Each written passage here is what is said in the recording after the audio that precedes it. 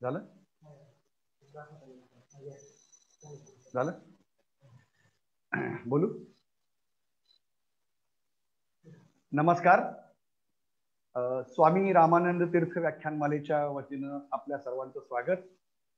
आज आपल्या सोबत विख्यात संशोधक, कल्पक, विज्ञान प्रसारक पद्मश्री अरविंदभाई गुप्ता आहेत.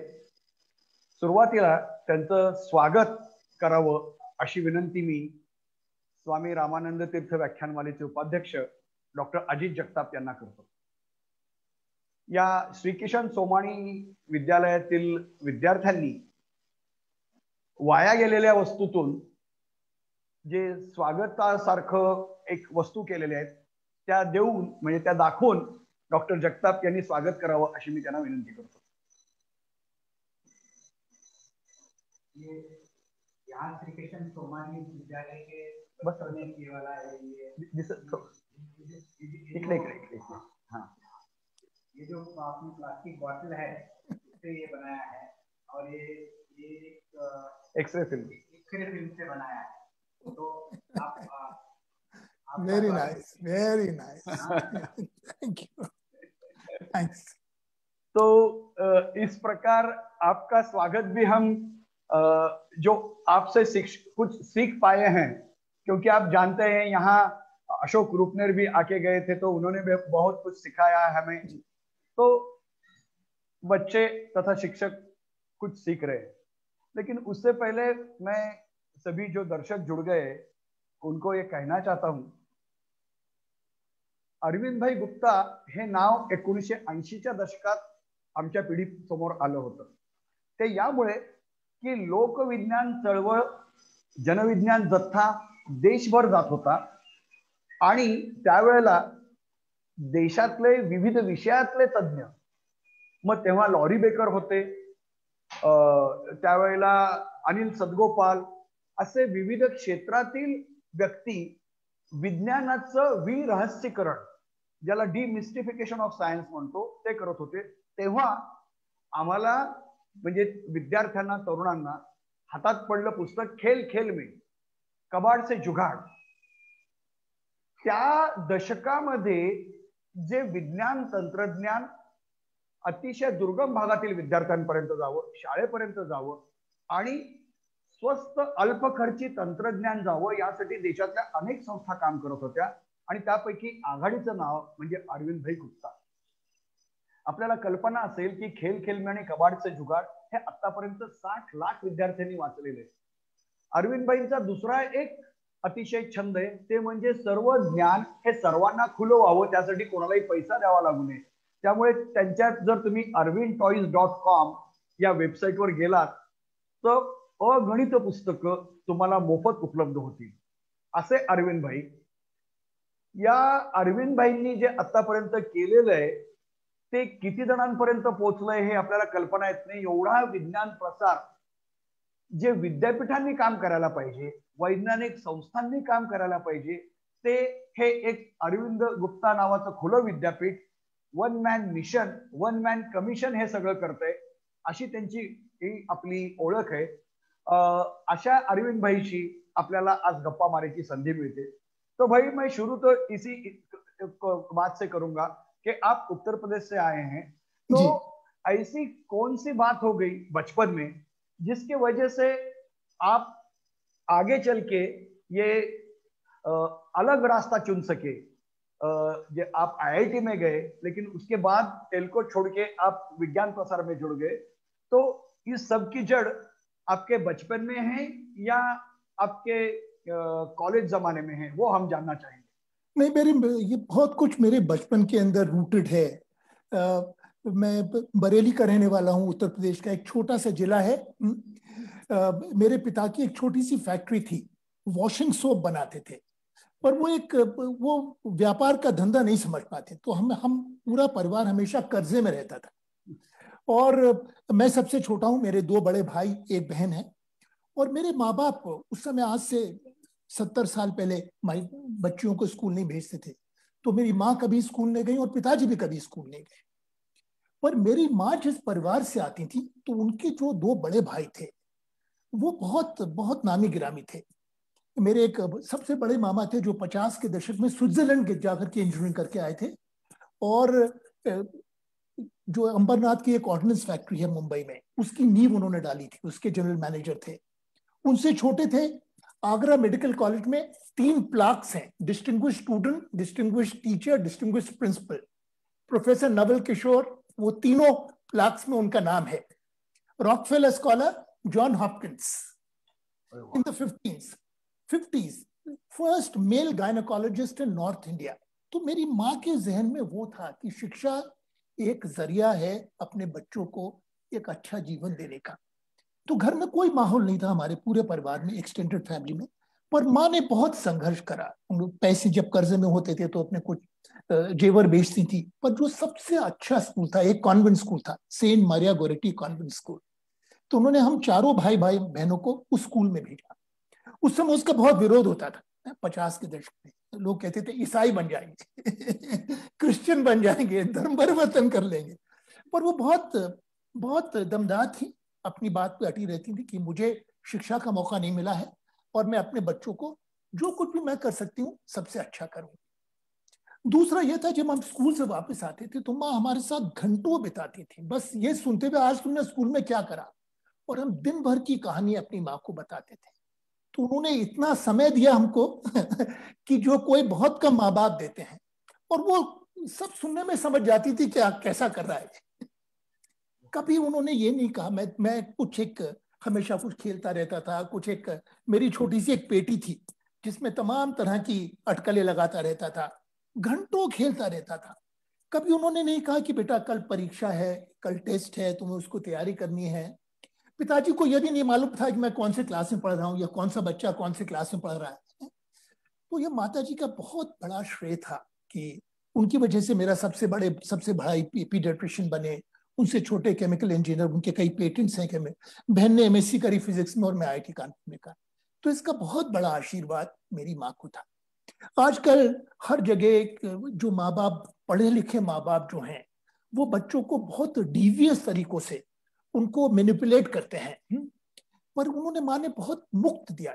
जब मैंने एक छोटा सा उनका, जब मैंने 1980 में अपनी नौकरी छोड़ी टाटा मोटर्स से, तो मेरे जो मामा उस समय बहुत ऊंचे पोजीशंस पे थे, उन्होंने बहुत विरोध करा कि अच्छी नौकरी है टाटा की, क्यों छोड़ रहा है। मेरी माँ ने सिर्फ एक वाक्य कहा, अच्छा करा नौकरी छोड़ी, अब कुछ नेक काम करेगा। और ये उनके जो एक लाइनर है, इसने मुझे सारी जिंदगी प्रेरणा दी है। Now he will do good work, बहुत हो गया नौकरी कर ली। और उसके बाद में जब आईआईटी गया तो हमारा छोटा सा घर था जहाँ हमने कभी एक अखबार भी नहीं पढ़ा था, अखबार तक नहीं आता था हमारे घर में। बस स्कूल जाते थे, पढ़ाई में बड़े बहुत तेज थे, तो बहुत अच्छा करा मैं अपने। फिर जब मैंने सीनियर कैम्ब्रिज करा, उसके बाद मेरी उम्र कम थी, मैं आईआईटी में बैठ नहीं सकता था, तो मुझे 12वीं करनी पड़ी। मैं UP board government boys inter college में बरेली में गया, वहां पे मैं अपने जिले में फर्स्ट आया। और फिर आईआईटी, मेरे बड़े भाई तब तक रुड़की में पढ़ते थे, तो उन्होंने बस इतना बताया था कि देखो मैंने ये सुना है कि आईआईटी बेहतर है रुड़की से। बस तो मैं 2 जगह बैठा था, एक रुड़की यूनिवर्सिटी के एंट्रेंस एग्जाम में और एक आईआईटी में। रुड़की में केमिकल इंजीनियरिंग में I was number 1, I top. IIT में I was 218 all India rank. अब मेरे पिताजी मुझको लेके गए आईआईटी कानपुर, उन बेचारों को कुछ नहीं समझता था, तो मैंने कहा now I must take over. अब वो काउंसलिंग का क्या मतलब है, कौन सी ब्रांच चाहिए आपको, एक लाइन से लोग लगे हुए। तो मैंने कहा हमें कुछ एबीसीडी कुछ नहीं मालूम था, छोटे से शहर से थे, कोई एक्सपोजर नहीं था कुछ। मेरे आगे 27 लड़के थे आईआईटी कानपुर में, वो जब वापस आते थे काउंसलिंग से तो मैं हर एक से पूछता था what branch have you taken. हर एक ने इलेक्ट्रिकल इंजीनियरिंग ली थी, and that is how I landed up in. कोई रुचि हो ऐसा कुछ नहीं मालूम था। पर 5 साल, उस समय 5 साल का कोर्स होता था आईआईटी का, वहां पर बहुत सारे सोशल साइंस के कोर्स होते थे। एक अंग्रेजी का कोर्स था हमारा पहले सेमेस्टर के अंदर, इंग्लिश 101, जिसमें the little Prince was a text book. नन्ना राजकुमार एक एक्सयूपी की एक बहुत ही विलक्षण किताब है, that was a text book. तो आईआईटी में प्रोफेसर सीएनआर राव, अभी Bharat Ratna, he taught us 2 courses. तो बहुत प्रोफेसर एशन महाबला, इंडिया में भारत के as a father of computing science he taught us, so we had extremely nice teachers. और जो पीयर ग्रुप था हमारा वो बहुत ही विलक्षण था, सभी लोग अपने अपनी जगह से टॉप करके आए, वो क्रेम डाला क्रेम जिसको कहेंगे। सीबीएसई के first 20 toppers, we had 8 or 10 in IIT Kanpur. The topper Deepak Sethi, I still remember. So it was a very nice, very good group. बहुत कुछ सीखने के लिए था अपने साथियों से, क्योंकि वो बड़े बड़े शहरों से आए थे, हम एक छोटे से शहर से आए थे। इतना जरूर था, आईआईटी मेरे लिए थोड़ी सी सरल इसलिए हुई क्योंकि मैं स्कूल में अंग्रेजी अच्छी सीख गया था, तो हिंदी मेरी अपनी जुबान थी, तो हिंदी और अंग्रेजी में I could negotiate both the groups, so it was easy for me. फिर एक बहुत अच्छी बात आईआईटी में थी कि इतनी सुंदर लाइब्रेरी, सुबह 8 बजे खुलती थी, रात को 12 बजे बंद होती थी, 10 किताबें आप इशू कर सकते थे। तो 5 साल जो कुछ मैंने बचपन में जो नहीं कर पाया था, वो आईआईटी ने मुझको मौका दिया, एक वर्ल्ड व्यू दिया। वो एक उस समय का जमाना था, 70 से 75 का आप दशक देख सकते हैं, एक बहुत ही क्रांतिकारी दशक था। दुनिया में तमाम जगह राजनीतिक आंदोलन थे। 68 के अंदर फ्रांस में students were up in arms challenging authority. Hindustan में हमारा एक अमेरिका में सिविल राइट्स मूवमेंट था, एंटी वियतनाम मूवमेंट था। रैचल कार्सन ने एक किताब लिखी थी साइलेंट स्प्रिंग, जिससे आगाज हुआ था एनवायरमेंटल मूवमेंट का, फेमिनिस्ट मूवमेंट आ रहा था। भारत में नक्सल मूवमेंट था, जयप्रकाश नारायण का। तो एक बहुत ही एक जिसको कहेंगे सामाजिक मंथन का एक समय था, राजनीतिक मंथन। और जब इस तरह का चर्निंग होती है सोसाइटी की, पॉलिटिकल चर्निंग होती है, तो उससे बहुत सोशल एनर्जी बाहर निकलती है। हमने ये अपने राष्ट्रीय आंदोलन में देखा कि गांधी जी के आह्वान के ऊपर हजारों लोग ऐसे थे, तमाम उच्च शिक्षा प्राप्त प्रोफेशनल थे, जो राष्ट्रीय आंदोलन के अंदर कूद पड़े। तो 70 का एक ऐसे इन्फ्लेक्शन का समय था जब बहुत से लोग, द्वितीय महायुद्ध खत्म हुआ था, बहुत से वैज्ञानिकों ने बहुत मारकाट देखी थी। 60 लाख यहूदियों को हिटलर ने गैस की भट्टियों में झोंक दिया था। तो कुछ लोगों ने प्रण करा था कि हम ऐसा कोई काम नहीं करेंगे कि मानवता की हत्या तो हम नहीं कर सकते किसी रूप में भी। हम बम नहीं बनाएंगे, मिसाइल नहीं बनाएंगे, बंदूकें नहीं बनाएंगे, क्योंकि कोई भी मरेगा इंसान ही होगा ना, उस पार का हो या इस पार का हो, तो हम ये नहीं करेंगे। तो बहुत से लोग इस तरह का चिंतन कर रहे थे, मनन कर रहे थे कि हमारा एक सही रोल क्या हो सकता है, एक सार्थक रोल क्या हो सकता है। उसमें 72 में एक सबसे अच्छी बात एक अच्छी इंस्टीट्यूट की ये होती है कि वो आपको तकनीकी चीजें जो पढ़ाता है वो तो अलग बात है, वो बहुत छोटा सा अंश है उसका, पर एक आपको जो एक्सपोजर देता है।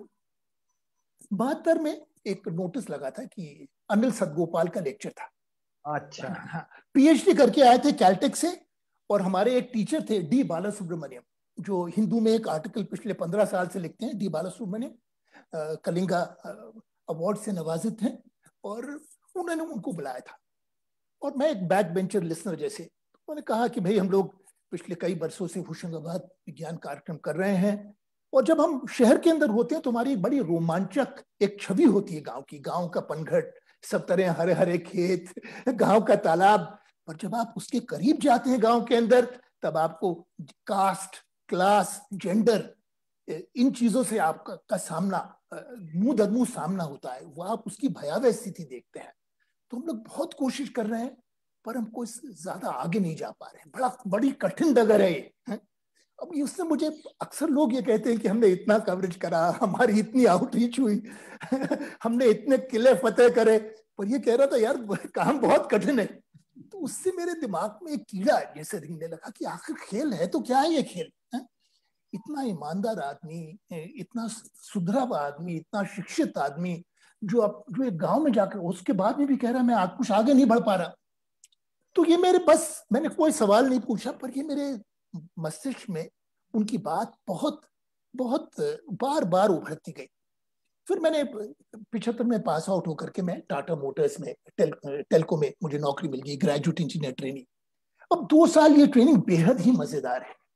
It's a dream training for any engineer, क्योंकि आप you wear green overalls, workers के ओवरऑल्स, और 2 साल यूर अंदर, आप 3 महीने तक सिर्फ फाइल कर रहे हैं, 3 महीने खराज चला रहे हैं, गैस वेल्डिंग कर रहे हैं, इलेक्ट्रिक वेल्डिंग कर रहे हैं, शेपर पे काम कर रहे हैं, जो आपने कभी आईआईटी में काम नहीं करा। तो तो मेरे लिए तो वो इससे बड़ा लुत्फ कुछ नहीं था. It was the best thing for me. 2 साल के बाद में then things started becoming very boring. I was put on a mass production line. तब मुझे वो याद आया कि मैं 72 में अनिल सतगोपाल को मिला था. तो मैंने एक खत लिखा और उनका तुरंत जवाब आया कि तुम आ जाओ यहाँ पे. 15 दिन वहां पर. उसके बाद मुझे 1 साल की, उन्होंने कहा तुम यहाँ पर आना चाहोगे ज्यादा समय के लिए. तब तक मेरी इस तरह की, मैंने कहा मेरी कंपनी मुझे छुट्टी नहीं देगी, कहेगी तुम IIM जाना चाहते हो, अपनी नौकरी यहाँ पे बरकरार रखना चाहते हो. तो मैंने कहा they will not listen to me. But then he wrote to the Tata trust. The Tata trust funded the Hoshangabad Science Den in the 70s.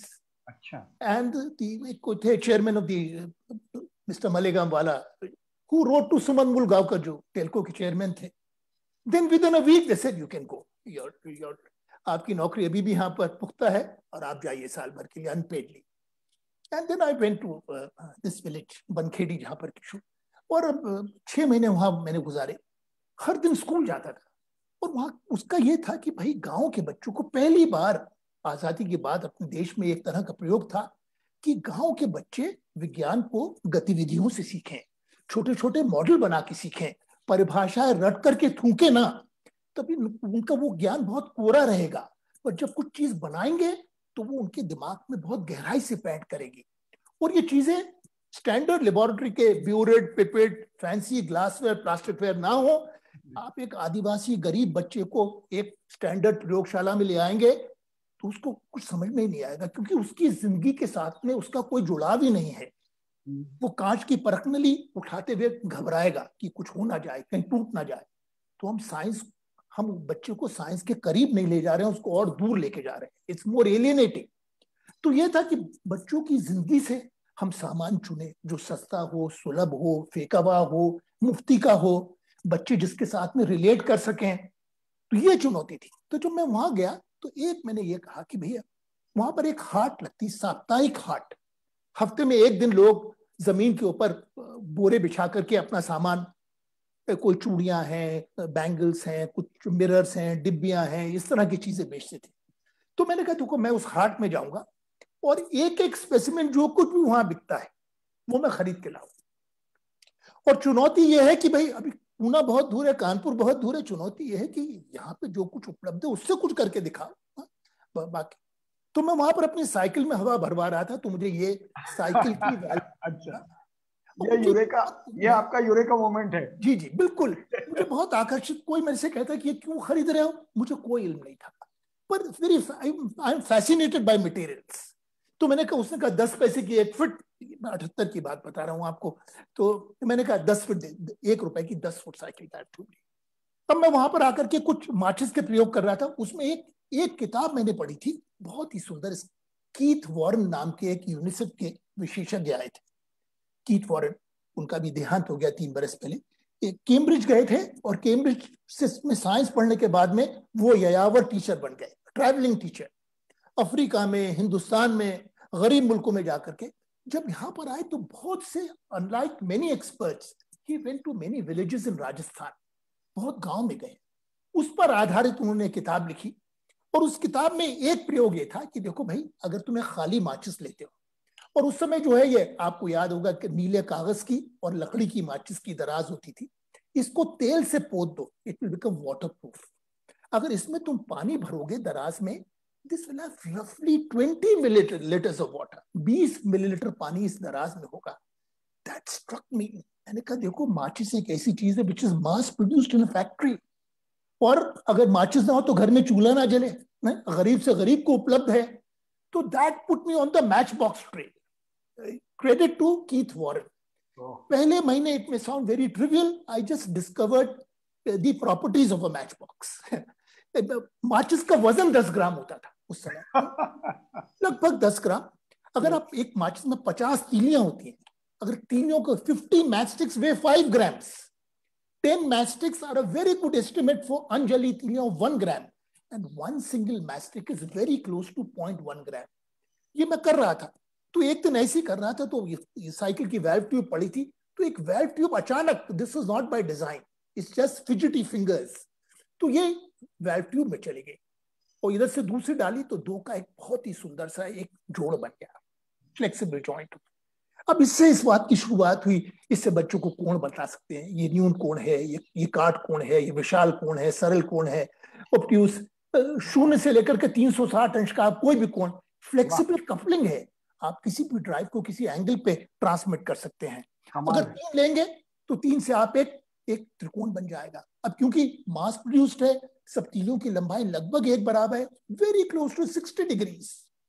समबाहु त्रिकोण है, 4 को लेकर के हम एक स्क्वायर बना सकते हैं, पेंटागन बना सकते हैं, हेक्सागन बना सकते हैं, और इनके बड़े अच्छे गुणधर्म हैं। If you look at the hexagon for instance, अब हेक्सागन को खींचेंगे तो क्या होगा, ये एक आयत बन जाता है, ये एक पैरेललोग्राम बन जाता है, बट बिल्कुल ये अमीबा जैसा है, अपनी इसकी बाहरी आकृति लगातार बदल रही है, वेरी वेरी शेकी। पेंटागन को अगर खींचेंगे तो एक होड़ी बन जाती है, नाव बन जाती है, ट्रिपीजियम बन जाता है, ये एक घर जैसा बन जाता है, ये एक आइसोसेलेस ट्रायंगल बन, again very very shaky. The square को अगर देखेंगे, एक वर्ग को लेंगे, वर्ग को दबाएंगे तो ये चतुर्भुज बन जाता है, एक रोम्बस बन जाता है। पर आप किसी भी बच्चे को अगर एक ट्रायंगल देंगे, so no matter what you do with the triangle, triangle टस से मस नहीं होता। और ये बहुत ही विलक्षण ट्रायंगल का गुणधर्म है।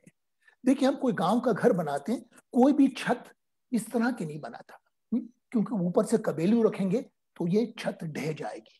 कोई भी पुल हम स्क्वायर मेंबर्स का नहीं बनाते, क्योंकि अगर ट्रेन आएगी तो ये पुल बहुत ही कमजोर है, ये तो नाचने लगेगा, गिर जाएगा। तो this is people science. People who never been to engineering college, जो कभी ITI नहीं गए, वो कभी इस तरह की बेवकूफी नहीं करते, क्योंकि उन्होंने अपनी परंपरा से सीखी है ये बात। तो ये triangle is the most rigid polygon. ये बच्चे परिभाषा में नहीं, इसको करके देख सकते थे। तो ये मुझे उसमें, ये पहले महीने में जब मैं वहां गया, तो this gave me, I thought this is very nice much.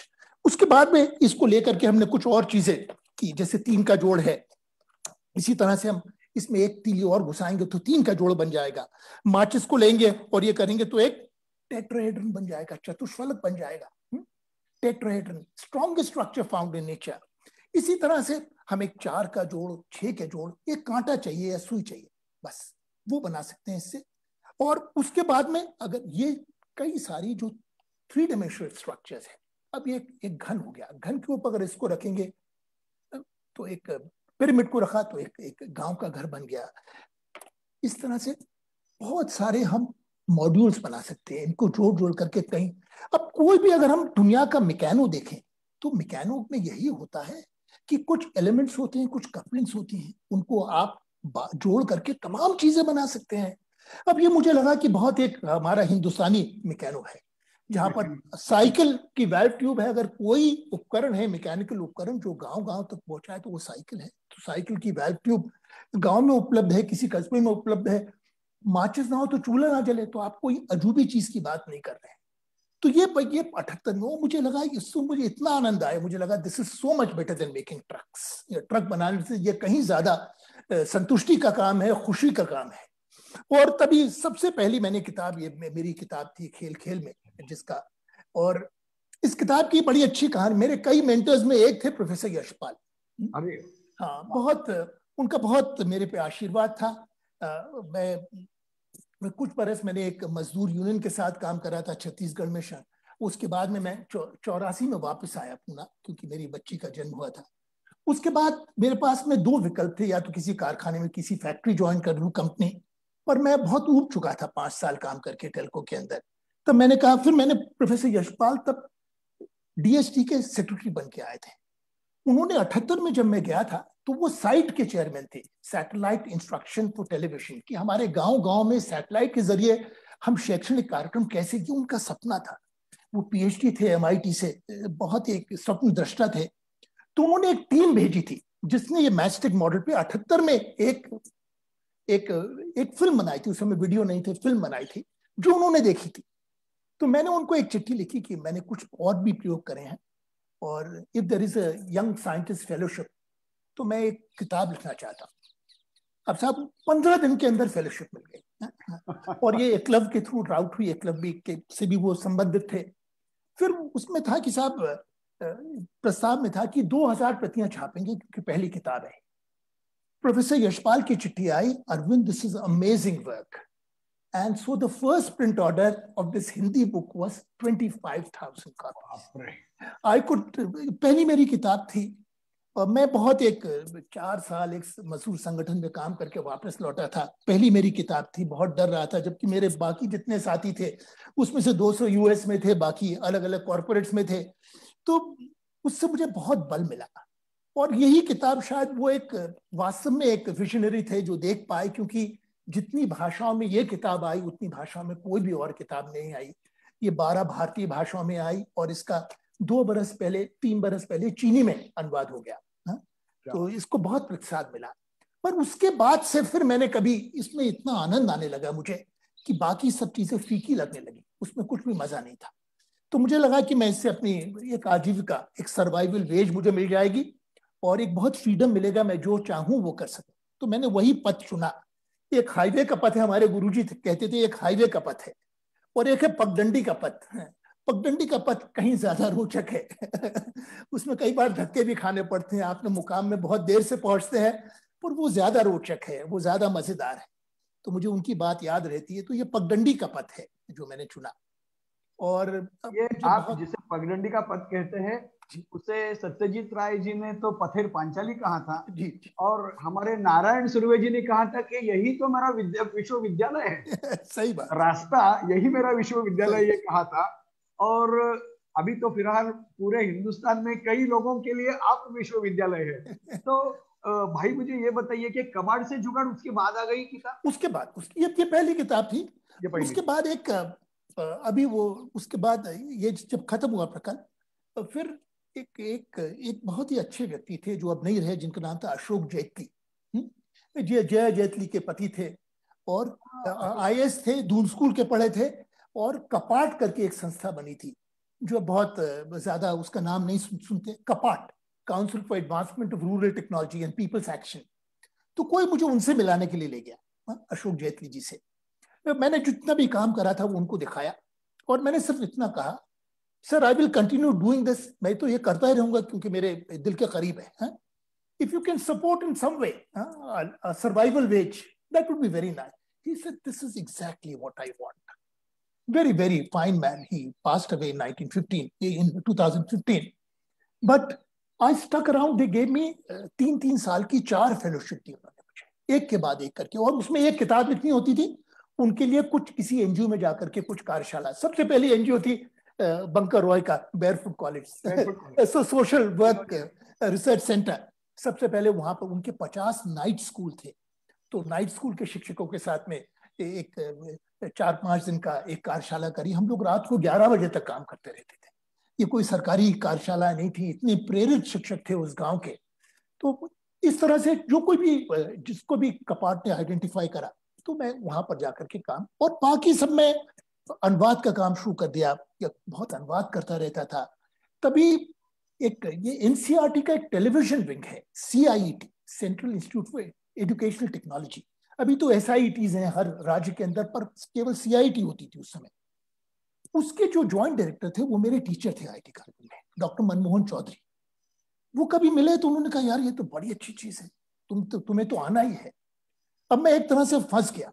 तो मैंने सबसे पहले ये मैथस्टिक मॉडल पे एक फिल्म बनाई CIT के साथ में। उस समय इन हाउस 7 भाषाओं में वो डब करती थे CIT, और दूरदर्शन पे बाद में उनका स्लॉट था तरंग करके, आधे घंटे का। उस फिल्म को, मैथस्टिक मॉडल को 200 बार दूरदर्शन पे दिखाया गया। बाद में उनकी चिट्ठी आई कि साहब हमारा टेप घिस चुका है, आप दोबारा आकर के इस फिल्म को बनाइए। तो मुझे लगता है कि इस तरह से 150 फिल्में मैंने दूरदर्शन के साथ बनाई, और उससे जो बहुत दूर दूर तक मैं पहुंच पाया, इस काम को बच्चों को तो दिखा पाया, वो और किसी प्राइवेट चैनल से संभव नहीं था। उन्होंने इस काम को लिया। उसके बाद में एक के बाद एक कर किताबें करता रहा। मैं 14 बरस दिल्ली में था। वहां पर एक छोटा सा स्कूल है, प्रायोगिक स्कूल अरबिंदो आश्रम का, मेराम्बिका। तो उसमें मेरी बेटी पढ़ने जाती थी, और वहां पर मैं एक साइंस क्लब, 6 साल तक मैंने साइंस क्लब चलाया उस स्कूल के अंदर। स्कूल बड़ा अच्छा था। उन्होंने कहा आपकी बच्ची की फीस माफ है, आप क्लब चलाते हैं। मैंने कहा बहुत अच्छा है मेरे लिए। और तब उस समय मेरा जुड़ाव हुआ नेशनल बुक ट्रस्ट से। नेशनल बुक ट्रस्ट के एक डायरेक्टर थे बड़े ही ज़हीन, जिनका नाम था अरविंद कुमार। उनके पिता ने राजकमल और राधा कृष्णन, हिंदी के दो सबसे प्रगतिशील प्रकाशक घर हैं, ओम प्रकाश जी ने शुरू करा था। तो अरविंद भाई ने बचपन से, महाश्वेता देवी आती थी तो उनके घर ठहरती थी, गुलजार साहब आते थे तो ओम प्रकाश जी के साथ ठहरते थे। तो they know all his childhood, बचपन से देखा। बहुत साल उन्होंने यूरोप में भी गुजारे। तो he was appointed as the first non government director of the national book trust. और उन्होंने बहुत, उनकी वजह से हम लोग, ही रियलाइज वेरी सून, ये एक सरकारी संस्था है, इट्स लाइक डेड वुड। अगर यहाँ पर कुछ भी हमको सुधार करना है, इसका जीर्णोद्धार करना है, तो we'll need some external inputs within the organisation. इसकी क्रिएटिविटी बहुत कम है। तब साहब हमने एक किताब पढ़ी थी, दिवास्वप्न।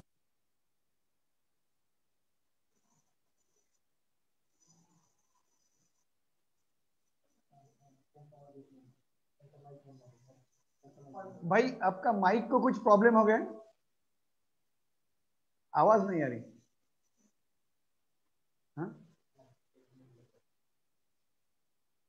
आवाज अपने ठीक है, दोबारा से लगा देता हूं। हाँ, नहीं अभी ठीक है, अब ठीक है ना? हाँ ठीक है। तो दिवास्वप्न नाम की एक किताब थी, उनको बहुत पसंद आई। आज 11 भाषाओं में दिवास्वप्न। उन्होंने कहा इसका फॉरवर्ड कौन लिखेगा? तो कृष्ण कुमार जी, जो एनसीईआरटी के डायरेक्टर, हमने कहा सबसे अच्छे इंसान है, शिक्षाविद है, जो इसका फॉरवर्ड उसके काबिल है। उसके बाद में तो चांद करके एक किताब किसी मित्र ने मुझे भेजी। अब जो वो पढ़ी तो हमारे तो, हम ऐसी कोई चीज पढ़ी नहीं थी। तो मैंने उसको एक फोटो कॉपी अरविंद जी को दी। उन्होंने पढ़ी, उन्होंने कहा यार मैंने आज तक इतनी किताबें पढ़ी है पर ये तो विलक्षण किताब है। तो मैंने उनसे ये कहा कि सर आप कुर्सी पे बैठे, इसका कुछ करिए। आज यकीन मानिए, आज मराठी में 27वां संस्करण है तो चांद का। 11 भाषाओं के अंदर आए। तो एक शुरू से ये लगा कि अगर शिक्षा में हम किस तरह कैसे बदलाव करें, कुछ अच्छी सामग्री नहीं है। हमारे सपनों का विस्तार करने के लिए, सपनों को पंख देने के लिए ऐसी कोई किताबें ही नहीं है। ये जमीन बड़ी बंजर जमीन है शिक्षा की, बिल्कुल बैरन टेरेन है, स्टोनी। तो अगर इसमें एक ही काम हम कर सकते हैं कि रोज एक मुट्ठी मिट्टी बनाएं, बस ये हमारा काम है, ज्यादा नहीं। इसमें कोई रेवोल्यूशनरी चेंज नहीं आएगा, पर इसमें रोज एक मुट्ठी। कई बार फेल भी हो गए, मुंह के भर गिलोगे, उठ खड़े हो, दोबारा काम। तो इस तरह से 50-60 शिक्षा की सबसे बेहतरीन किताबें दुनिया में, जो एनसीईआरटी का मैंडेट होना चाहिए था, बड़ी बड़ी जो एमएचआरडी का मैंडेट होना चाहिए था, they have all forsaken there mandate. Teacher करके किताब है, टीचर, सिल्वी एस्टन वार्नर की। इसको हमारे एक मित्र थे अरुण ठाकुर, वो नहीं रहे, नासिक में एक स्कूल चलाते थे, उनको बहुत पसंद आई, उनका मैं अनुवाद करूंगा। 2004-05 में किताब छपी। पहले 18 महीनों में 40,000 प्रतियां टीचर की मराठी में बिकी।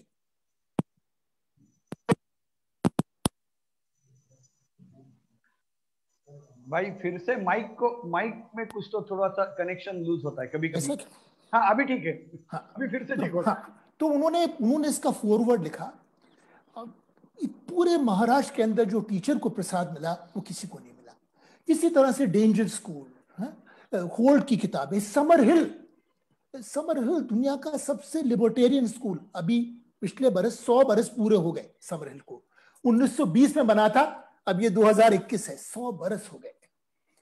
क्या अनुभव है उस स्कूल से। आज तक केवल हर साल 10 बच्चे लेते हैं, तो 100 साल में 1000 बच्चे बाहर निकले, बस 100 साल में। पर इन 1000 बच्चों से शिक्षा में किस तरह का क्रांतिकारी परिवर्तन आया, उन्होंने कितने लोग को प्रेरित किया, शिक्षा को देखने का नजरिया बदला। तुमने बहुत कोशिश करी, उन्होंने हमको अनुमति दी, इसको राजहंस ने छापा है। तो जहां कहीं पर भी अच्छी किताबें मिली शिक्षा की, तो उनको प्रांतीय भाषाओं में लाना। एकलव्य ने हिंदी में छापी है, एकलव्य ये समर हिल, अंग्रेजी में भी उपलब्ध नहीं थी, तो हमने उनसे विशेष परमिशन ली, रॉयल्टी दी और अंग्रेजी में छपवाई।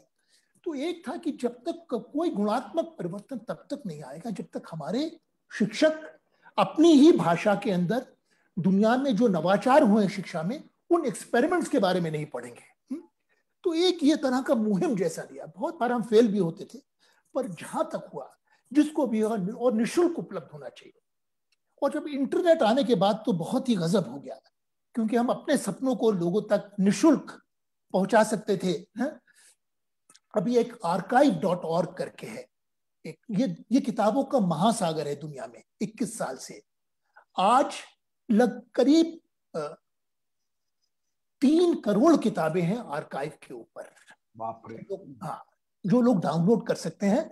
और कोविड के समय जब पैंडेमिक था, हर रोज 15 लाख लोग डाउनलोड करते थे किताबें आर्काइव से। फ्री आर्काइव है वो। 1 साल के अंदर सिर्फ 10 दिन के लिए लोगों से पैसे मांगते हैं कि देखो हमारे 150 लोग हैं जो आर्काइव में, हमने कभी कोई एक पैसा नहीं लेते हैं। और लोग दिल खोल करके देते हैं। वो उनको $7.5 मिलियन चाहिए थे, 15 दिन में लोग $9 मिलियन दे दिए उनको, क्योंकि उनकी इतनी ट्रांसपेरेंसी है, इतनी ईमानदारी है।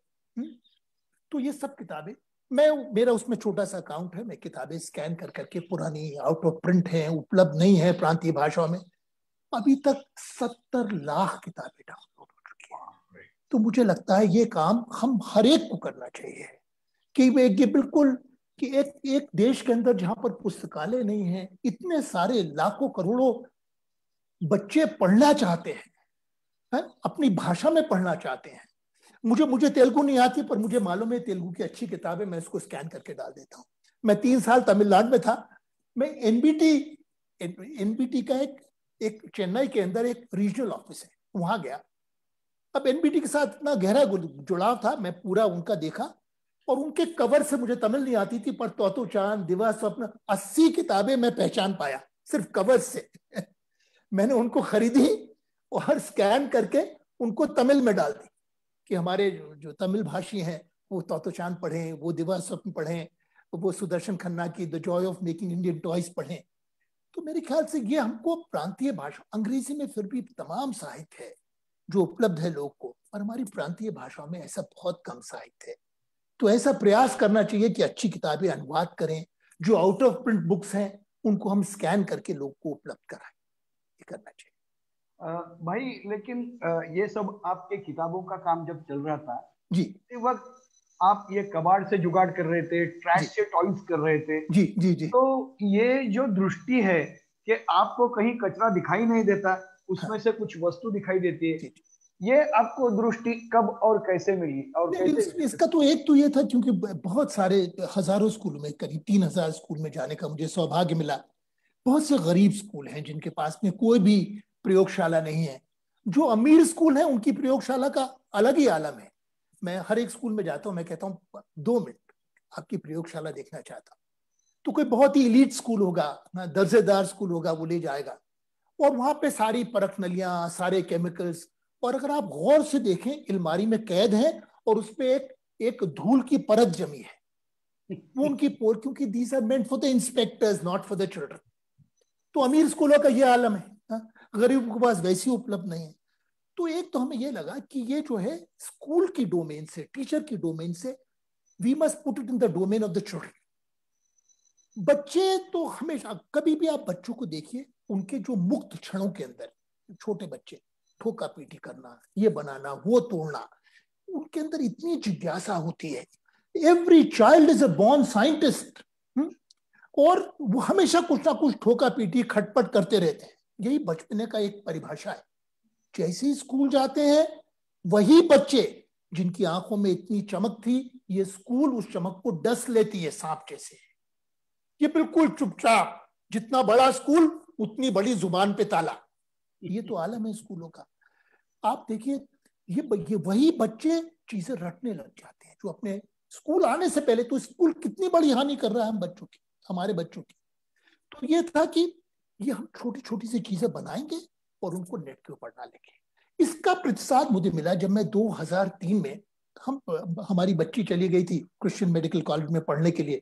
फिर हमने कहा भाई अब दिल्ली में अब रहने का कोई मतलब नहीं, हमें ना कोई, we are not close to the corridors of power, so go back to Pune. तो पुणे हम वापस आ गए 2003 में। क्या करोगे वहां पर? हमने कहा हर जगह बच्चे, हर जगह शिक्षक है, हम अपनी रोजी रोटी सड़क पे कमा लेंगे, कोई नो इनसिक्योरिटी। जैसे यहाँ पर आया तो नार्लिकर साहब ने कहा देखो भाई हम लोग एक साइंस सेंटर बना रहे हैं अयुका में। अयुका के फाउंडिंग डायरेक्टर थे देश के सबसे ज्येष्ठ और सबसे डेकोरेटेड खगोल शास्त्री हैं, पद्म विभूषण से सम्मानित हैं, और महाराष्ट्र बहुत इतने सारे।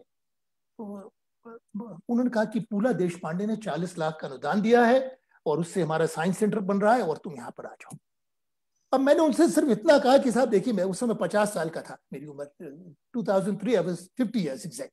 I said sir, I am not looking for a job. मैं जो कुछ भी कर रहा हूँ, मैं बड़ा खुश हूँ जो करता हूँ, अनुवाद करता हूँ, फिल्में बनाता हूँ, स्कूल में जाते 2 पैसे देते, मेरा काम चल जाता है। मैंने कभी जीवन में सरकारी नौकरी नहीं करी, आप मुझे माफ कीजिए, जलील मत कीजिए मुझे। तो उन्होंने इतना ही कहा, देखो भाई अभी सेंटर बना नहीं है और तुम जैसे यू कैन शेप इट। और उन्होंने एक और ही थ्रू इन अ कैरेट, जिसको कहेंगे ना कि एक लालच। उनका देखो तुम्हारे लिए क्वार्टर है अयुका में रहने के लिए allocated. I think that they did it. मैंने कहा मेरी एग्जिस्टेंशियल 20,000 रुपए देते तो महीने के 3,000 रुपए क्वार्टर के काटने। मैंने की very nice, 2 minutes from home to work. और पूना यूनिवर्सिटी 411 एकड़ का प्रांगण, जहां कभी भारत का गवर्नर रहता था, तो we are the new nawabs तो एक तरह से।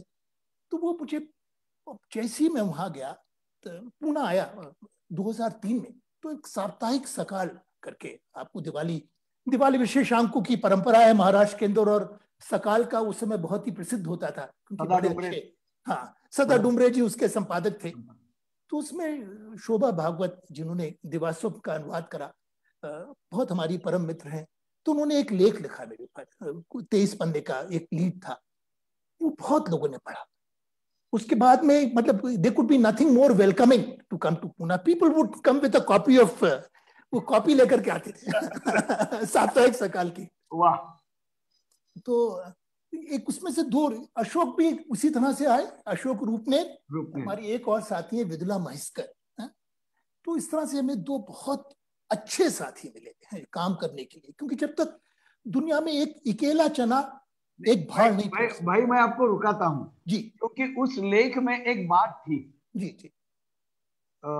शोभा ताई ने जो आर्टिकल लिखा था उसके ऊपर, जी जी, तो आपकी शादी किस ढंग से तय हो गई, हाँ, और हाँ, आपने कुछ इश्तेहार दिया था। जी जी, आज जो यहाँ पे कुछ देख रहे हैं और इसके बाद भी जो युवा देखेंगे, उनको ये सुनने लायक है, इसलिए मैं आपकी दुआ से सुनना चाहता हूँ कि आपने क्या लिखा था उसमें। देखिए, मैंने 80 के बाद जब अपनी नौकरी छोड़ी टेल्को से, फिर मैंने एक मजदूर संगठन के साथ 4 बरस काम करा, ये शंकर गुहानी छत्तीसगढ़ माइंड श्रमिक संघ।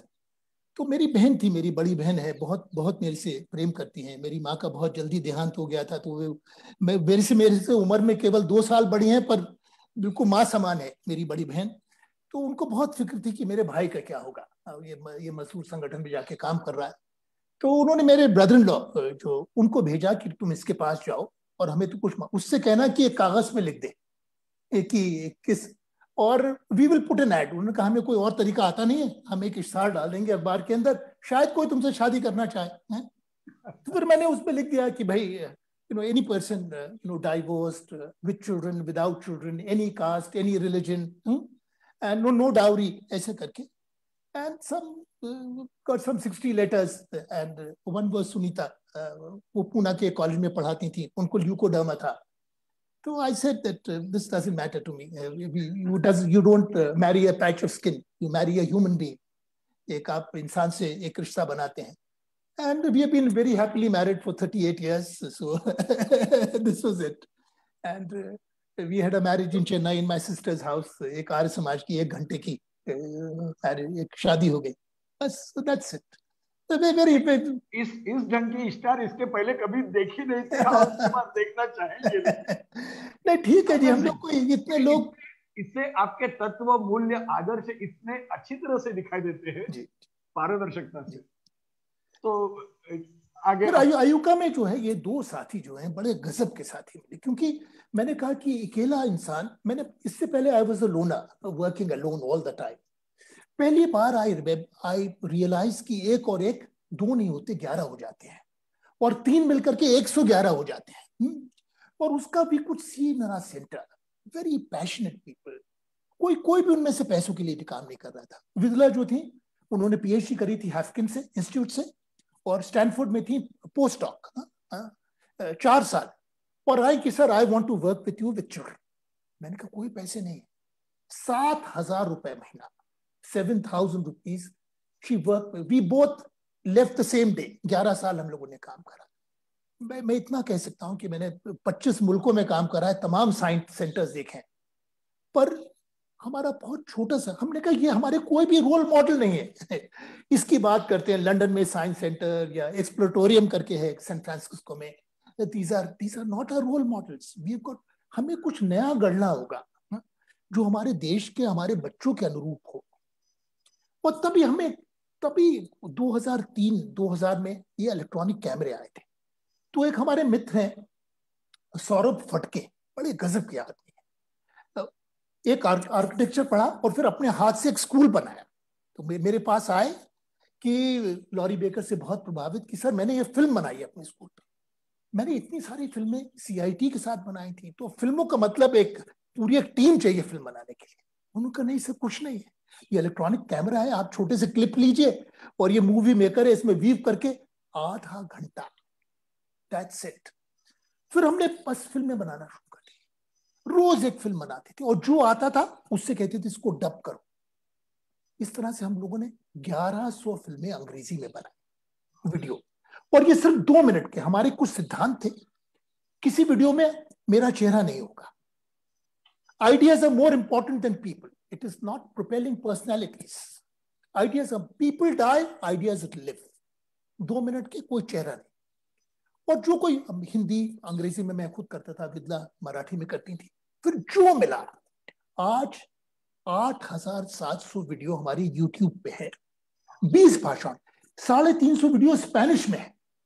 एक अयुका के एक बिल्कुल बाजू में इंस्टीट्यूट है, national centre for radio astronomy, जो जायंट मीटर वेव टेलीस्कोप चलाते हैं। तो वहां पर एक पोस्ट डॉक स्टूडेंट आई थी डोमिनिक रिपब्लिक से, बिल्कुल जहां कैरिबियन है, हेटी, डोमिनिक रिपब्लिक, जमैका। बड़ा गरीब मुल्क है हेटी, बिल्कुल ये गरीब मुल्क है, उससे बाजू में डोमिनिक रिपब्लिक है। हफ्ते भर में वो हमारे सेंटर में आ गई देखने के लिए। 3 घंटे तक देखते रही तमाम मॉडल। फिर ब्रीजी ने अपना सिर पे हाथ रखा, उसने कहा I come from such a poor country, इतने गरीब मुल्क से आती हूं, this is what my children need. It hit her very deeply. तो ब्रीजी ने 350 फिल्में स्पेनिश में डब करी। स्पेनिश 26 मुल्कों में बोली जाती है। तो ये करोड़ों, अभी हम छोटे से 400 स्क्वायर फीट का एक कमरा, वो भी एक सरकारी संस्था के अंदर, 90 मिलियन व्यूअर्स, 9 करोड़ लोग हमारे वीडियो देख चुके हैं।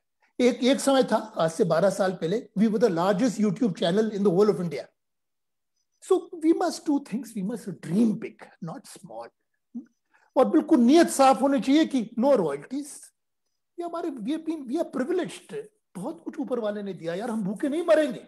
अब तो इनसिक्योरिटी छोड़ो, अपना कुछ नेक काम करो, देयर इज नो इनसिक्योरिटी। रोज जो आता था उसको बैठ के तुम डब करो। तमिल में आए, रोज मिलने वाले। उस अयुका में एक तो नार्लिकर साहब का बहुत बड़ा बड़ी संस्था थी, उनसे मिलने के लिए जो कोई आते थे वो हमारे पास भेज देते थे। 25 fellows of the royal society in that small centre in 11 years. 2-3 Nobel laureates, anyone who came to IUCAA came down to us. और कहते थे साहब आप अनुवाद कीजिए, वो करिए। एसिमोव, आइजैक एसिमोव, दुनिया के सबसे विलक्षण विज्ञान लेखक। एक कोई मुझे एक म्यूचुअल फ्रेंड एक महिला को लेकर के आए, उन्होंने कहा I want to translate science books into Marathi. अच्छा, क्या बात है जी। मैंने कहा देखिए मेरे पास, मैं एसिमोव का, I am admirer of Asimov, I can't write like him but he is my idol. तो ये 36 किताबें हैं जो बच्चों के लिखी हैं। How did we find out about black holes, how did I find out about superconducting, history of science by the greatest science writer. वो मैंने कहा आप 2 ले जाइए, पढ़ लीजिए, आपको साहब 2 का उन्होंने अनुवाद भेज दिया। 36 Asimovs she translated into Marathi, no money exchange. Sujata Godbole, wife of doctor Madhav Godbole जो कैबिनेट सेक्रेटरी थे। अब आप कभी कल्पना कर सकते हैं कि cabinet secretary wife, and there is no money exchange. 36 books back. उससे जो हम हिंदी भाषी थे, हमें तो शर्म से डूब मरना चाहिए, मतलब कोई और विकल्प नहीं है, क्योंकि 60 करोड़ हिंदी भाषी हैं और there is very little worth reading in Hindi. तो हमने बहुत लज्जा आई कि बहुत शर्म की बात है, ये मराठी में आ गई। फिर आई डिड, मैंने करी 25-30 मैंने करी, 5-6 हमारे और साथियों ने करी, आज 36 की 36 हिंदी में भी है। उसका नतीजा ये हुआ, ये सब की सब तमिल में आ गई और तेलुगु में आ गई, 4 भाषाओं में आ गई एसिमोव की किताबें। तो इस तरह का रोज every day we would celebrate. It was not a sarkari center.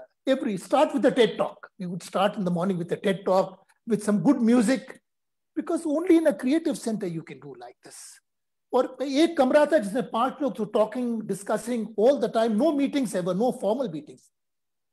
एक आपको और उदाहरण देता हूँ, यहाँ पर एक इंडियन इंस्टीट्यूट ऑफ एजुकेशन है पुणे के अंदर, II, JP नायक साहब ने, जिनको JP नायक एक दिग्गज थे, उनकी सबसे अच्छी प्रोफाइल अगर किसी ने लिखी है तो पूला देशपांडे ने लिखी है, उनके अभिन्न मित्र थे। अब वो ढल रही है संस्था, धीरे धीरे करके ढल रही है बहुत ही। उसके एक चेयरमैन थे शरद बिहार, हमारे पुराने मित्र थे, he was the secretary education in Madhya Pradesh. तो he inducted me on board. अब मैंने कहा बिहार साहब ये संस्था तो, और इनके ये ब्रिक और मोटर की नहीं, ये लोग भूल गए कि इनकी सबसे बड़ी निधि वो JP नायक। इस देश के अंदर कोई भी, no serious person can do a PhD in education unless you read JP Naik. Such were his enormous contributions। उन्होंने कहा क्या करें? मैंने कहा साहब आप अयुका के अंदर हमारे छोटा सेंटर है, आप हमको उनके किताबें, तो ही अरेंज हर हफ्ते 10 वॉल्यूम, एक 450 पानी, 75 volumes of JP Nayak, we scan, put them on the archives। आज एक को 5000 लोगों ने, this is doable, this is not rocket science, this is very much doable and we must keep doing। जहां कहीं भी अच्छी किताबें मिले उनको अनुवाद करो, अपनी भाषा को आबाद करो और बच्चों के पास पहुंचो, this is the task। भाई आगे जाने से पहले मुझे, मतलब आप इतने सालों से विज्ञान में हैं, लेकिन फिर भी हर प्रांत में जी सबसे दिक्कत अगर बच्चों को पढ़ने में है तो विज्ञान है। जी। और ये भी हम देखते हैं कि शिक्षकों को भी विज्ञान के तत्व जो है वो एक्सप्लेन करने में दिक्कत होती है, तो उनको आप क्या कहना चाहोगे? देखिए मैं कुछ ये इसके लिए कहूंगा नहीं, पर इतना जरूर है, देखिए शिक्षा के 2 सिद्धांत थे, मूलभूत सिद्धांत थे। पहला तो from the concrete to the abstract, कि आप ठोस चीजों से शुरू कीजिए बच्चों के साथ में है। और क्योंकि बच्चों को चीजों को छूना, परखना, सूंघना, उनको चाटना, सब तरह की उनकी इंद्रियां जब तक इन्वॉल्व नहीं होंगी तब तक वो बहुत सतही बात रहेगी। और शब्दों की जो आप परिभाषा रटवा देते हैं बच्चों को, वो तो बहुत ही मूर्खता पने की बात है। तो बच्चों को अपने हाथ से चीजें करने दीजिए, खूब सारी चीजें, और अलग अलग मटेरियल से, एक मटेरियल नहीं, different kinds of materials, rubber है, प्लास्टिक है, कागज है, कुछ भी, लकड़ी है, अलग अलग मिट्टी है, क्योंकि वो हर एक की अलग अलग प्रॉपर्टीज होती हैं, हर एक के अलग अलग गुणधर्म होते हैं, वो आप करने दीजिए बच्चों का। इसका मतलब यही है कि चीजों को असेंबल करें, डिसेंबल करें। अब मैं आपको एक छोटा सा एक उदाहरण देता हूँ, एक मोटर का, ये कुछ बहुत छोटा सा इलेक्ट्रिक मोटर है, हाँ। 1990 में बनाया था। अब कहाँ दुनिया में कहीं पे भी विज्ञान हो, कोई बोर्ड हो, हर एक में 8वीं 9वीं में बच्चे विद्युत मोटर के बारे में पढ़ते हैं। शायद ही दुनिया में कोई बच्चा हो हमारे देश में जो अपने हाथ से मोटर बनाता हो। आप किसी भी घर में देख लीजिए, मध्यम वर्गीय घर में देख लीजिए, भाई पंखे में मोटर लगाए, कूलर में मोटर लगाए, मिक्सी में मोटर लगाए, सब जगह मोटर ही मोटर है, पर कोई बच्चा अपने हाथ से मोटर नहीं बनाता। अब ये सबसे महंगी चीज इसके अंदर एक बैटरी है जो 20 रुपए की मिलती है, ये 2 सेफ्टी पिन है, ये क्या है, एक साइकिल का ट्यूब है, चौड़ा ब्रॉड रबर बैंड बन गया, ये 50-50 पैसे के मैग्नेट है, चुंबक, इस पे चिपक जाते हैं क्योंकि इसकी माइल्ड स्टील की क्लैडिंग है। तो ये तो हो गया साहब, इन दोनों के बीच में 1.5 वोल्ट है, अगर मैं टॉर्च का बल्ब लगाऊंगा तो वो टिमटिमाएगा, बहुत तेज नहीं चलेगा। अब ये एक छोटी सी कॉइल है, ये कॉइल है। अब इस कॉइल को लेकर के मैं इसमें डालता हूं,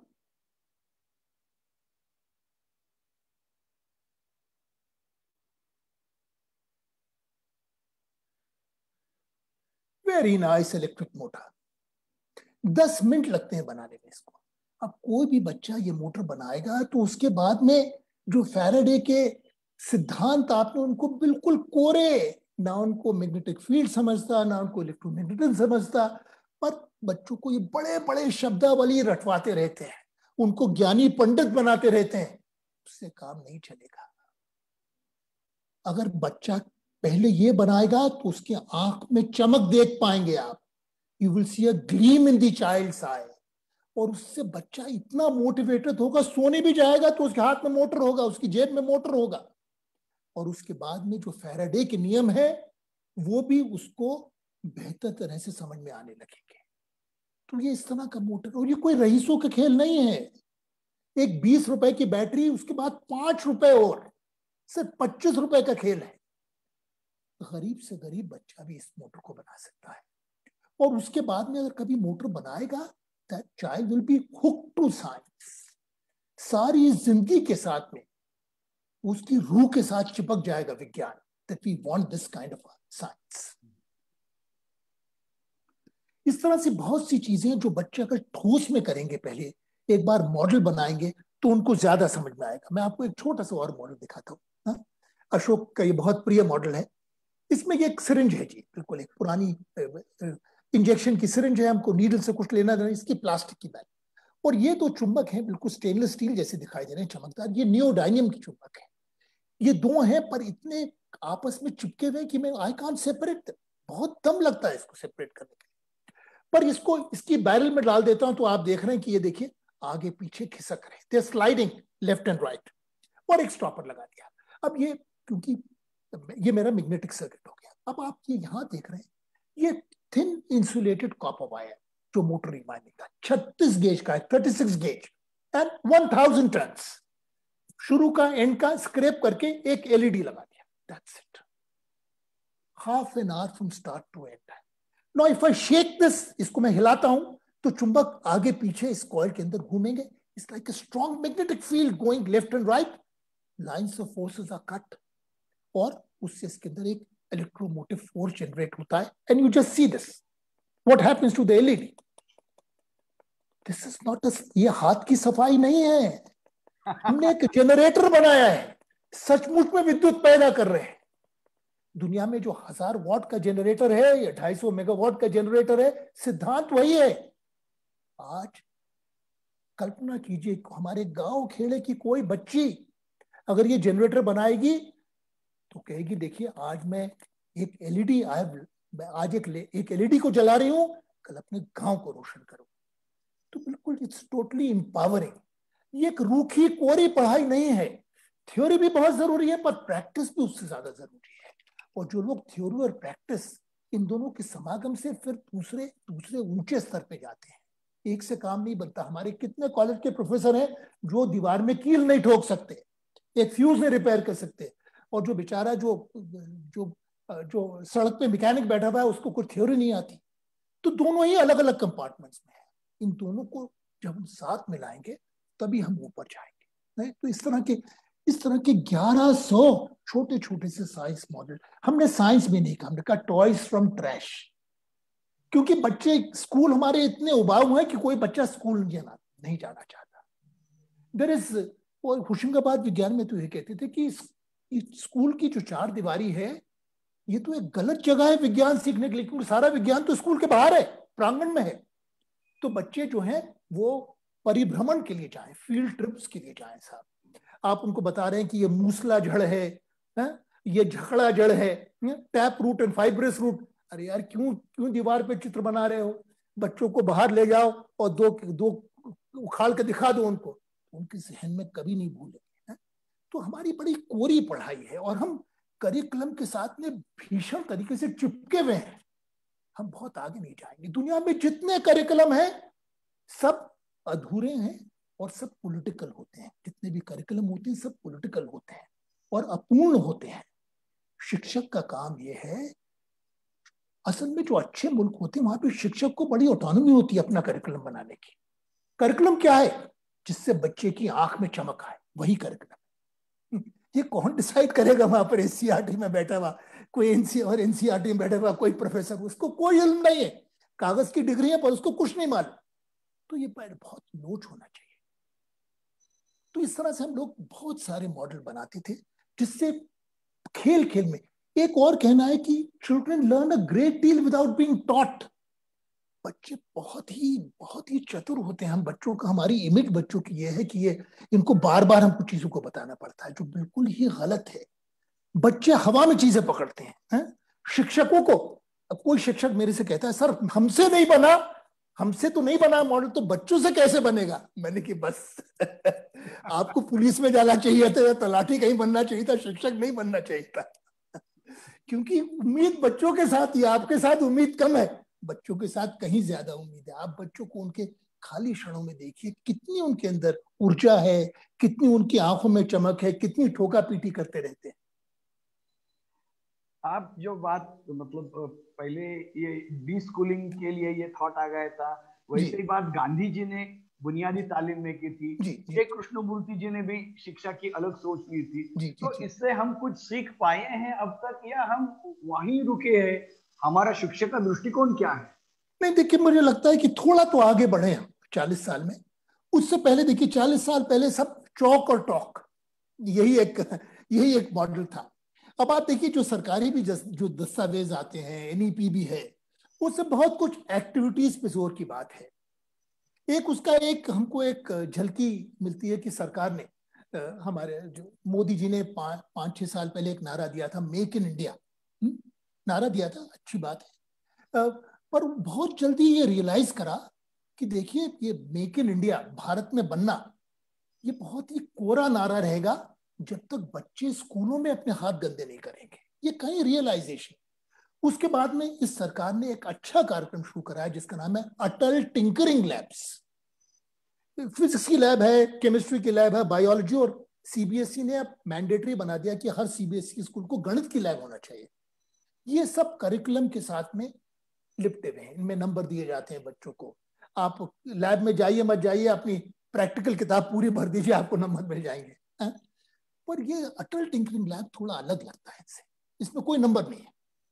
और सरकार ने काफी लिबरली फंड करा है इसको, जहां पर जिन बच्चों को 70% 80% मिलते हैं, जो रट करके थूक नहीं पाते, उन बच्चों में बड़ी प्रतिभा होती है, हाथ से काम करने की प्रतिभा होती है।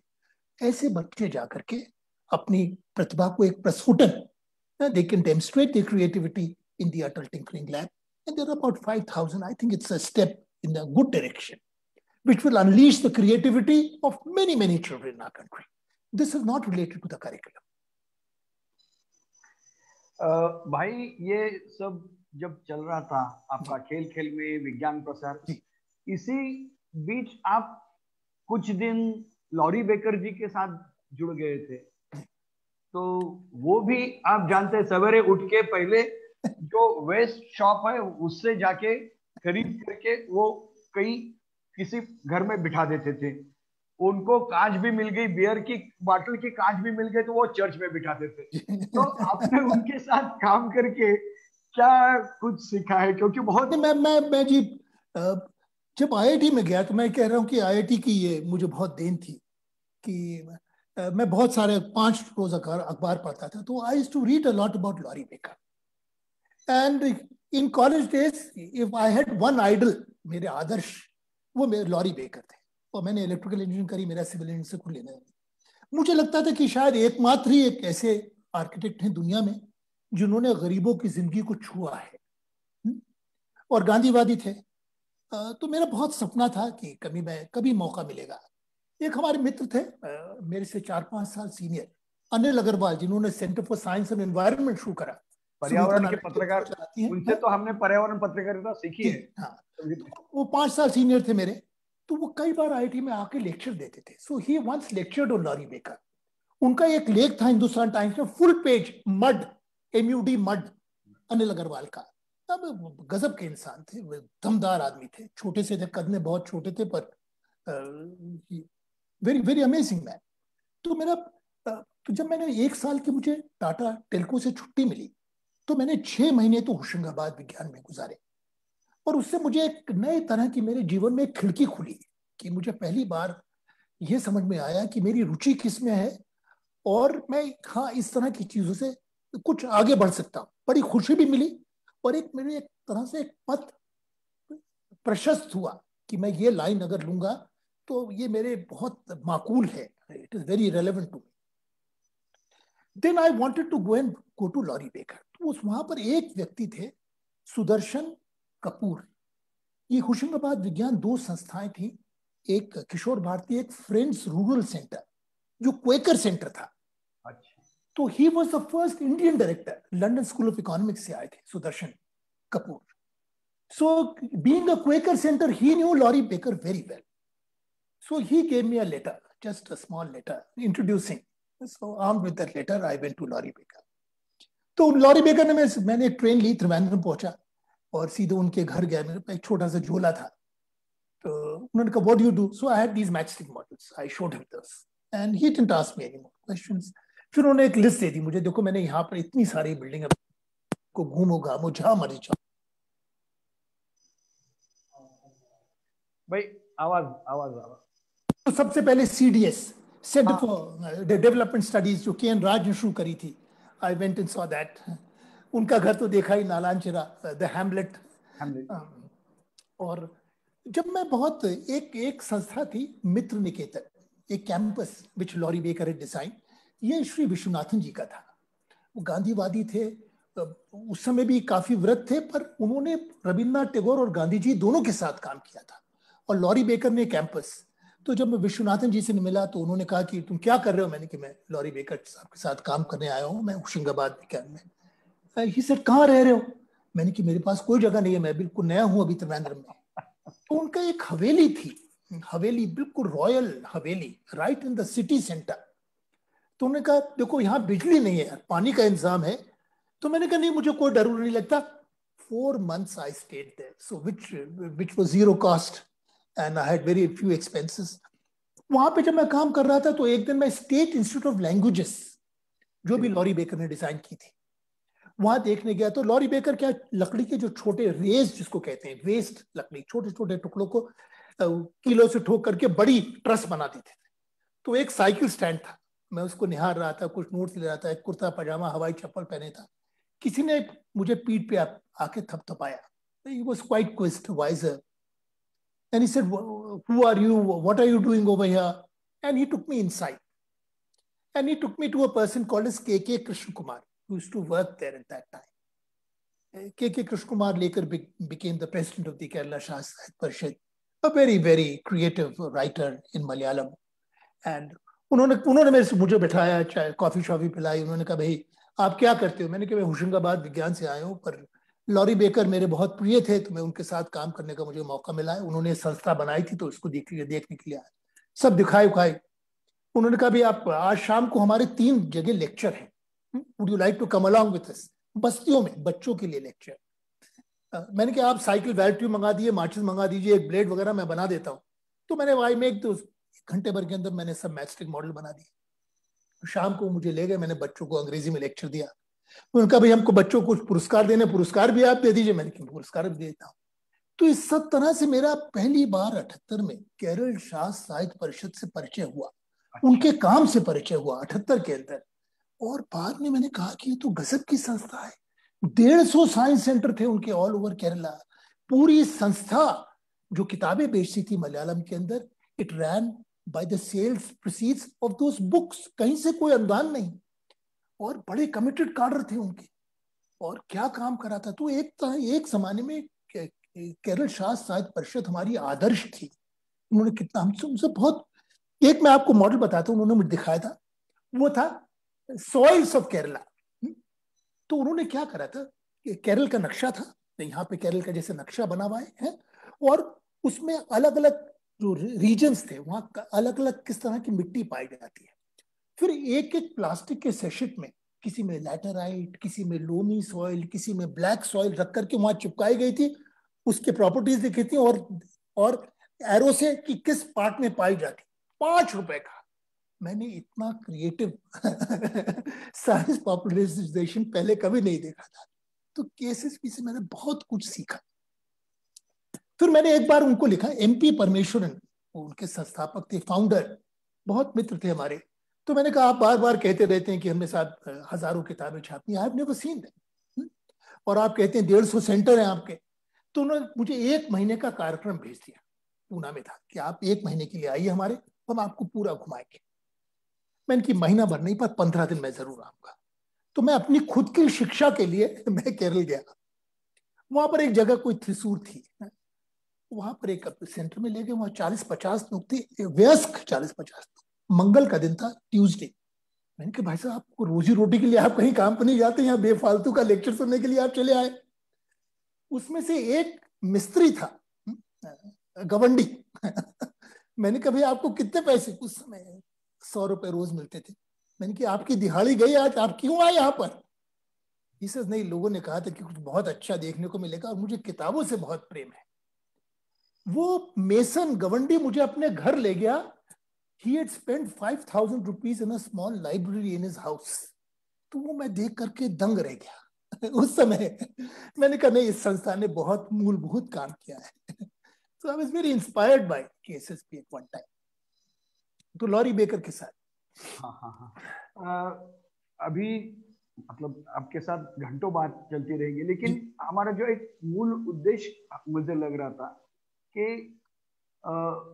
जो साइंटिफिक एटीट्यूड, विज्ञान की एक वृत्ति होती है, वो आनी चाहिए।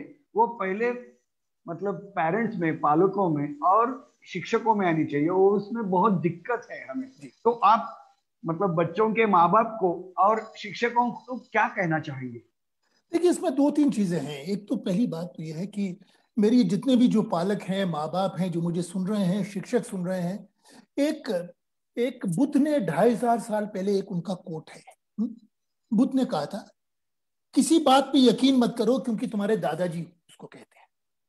किसी बात पे इसलिए विश्वास मत करो क्योंकि तुम्हारे ग्रंथों में वो बात लिखी है।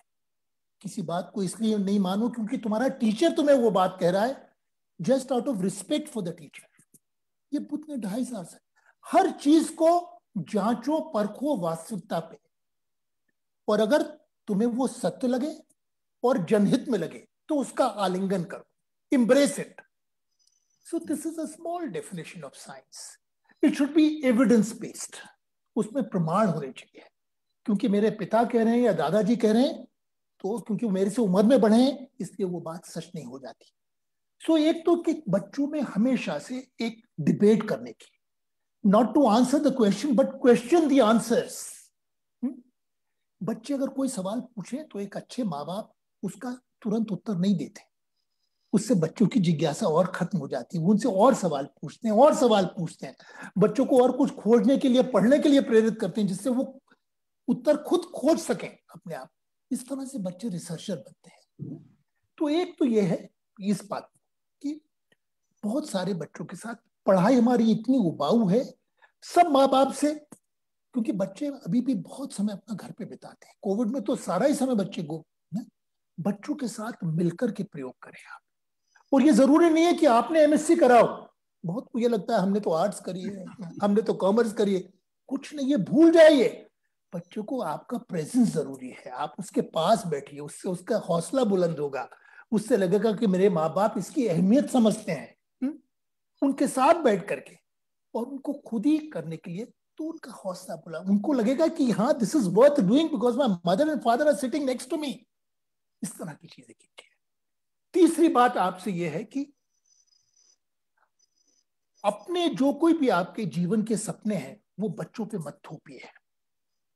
अक्सर यही होता है कि बहुत से माँ बाप they have mucked up their lives and they are now, अब बिल्कुल उतारू है अपने बच्चों की जिंदगी खराब करने पे। तो कोई आईआईटी नहीं गया है, माँ बाप बहुत से आईआईटी नहीं गए हैं, पर बच्चों को शुरू से ही यही चाबी देते रहते हैं कि भाई आईआईटी नहीं जाओगे तो गजब हो गया, you have missed the bus, तुम जीवन में क्या करोगे। तो ऐसा मत कीजिए, ये पाप है, एक तरह का पाप है।